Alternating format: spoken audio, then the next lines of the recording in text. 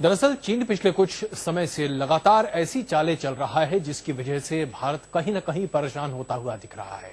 ऐसी एक चाल रही जिसमें चीन ने तिब्बत में चल रहा एक नया प्रपंच सामने किया है। वहां कुछ लोगों को, खास करके पत्रकारों को, ऐसे नक्शे बांटे गए जिसमें भारत से कश्मीर को अलग कर दिया गया है और कश्मीर को एक स्वतंत्र देश के तौर पर दिखाया गया है। आप खुद ही अंदाजा लगा सकते हैं कि हर किसी को दुनिया भर में यह पता है कि भारत कश्मीर को लेकर कितना संवेदनशील है। ऐसे में अगर चीन पत्रकारों को ऐसे नक्शे बांटता है जिसमें कश्मीर को एक अलग देश के तौर पर दिखाया जा रहा है, तो इसे एक तरह से भारत को उकसाना नहीं कहेंगे तो और क्या कहेंगे। जम्मू कश्मीर भारत का अखंड हिस्सा, इस सच को मानती है दुनिया, लेकिन चीन चल रहा है शातिर चाल। कश्मीर को बता रहा है स्वतंत्र देश। तिब्बत में बट रहे हैं भारत विरोधी नक्शे।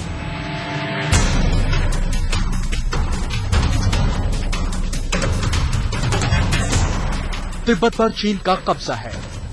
दुनिया के विरोध और दलाई लामा के 50 साल की जद्दोजहद के बावजूद न तो चीन का दिल पसीजा, न दिमाग में तिब्बत को छोड़ने का ख्याल आया। लेकिन उसी चीन के कब्जे वाले तिब्बत में बट रहे हैं भारत विरोधी नक्शे।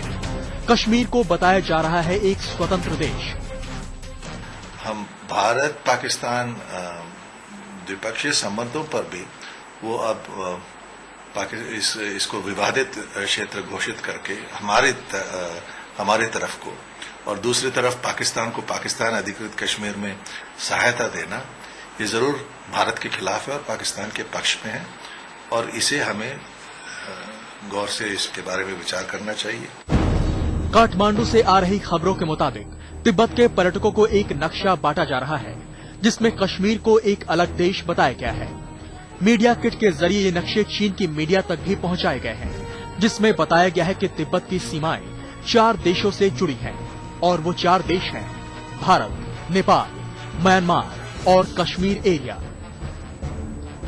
हालांकि ये साफ नहीं है कि कश्मीर को स्वतंत्र देश बनाने वाले नक्शे को किसी निजी कंपनी ने पर्यटकों के बीच बंटवाया है या पर्दे के पीछे से ये कारस्तानी भी चीन की ही है।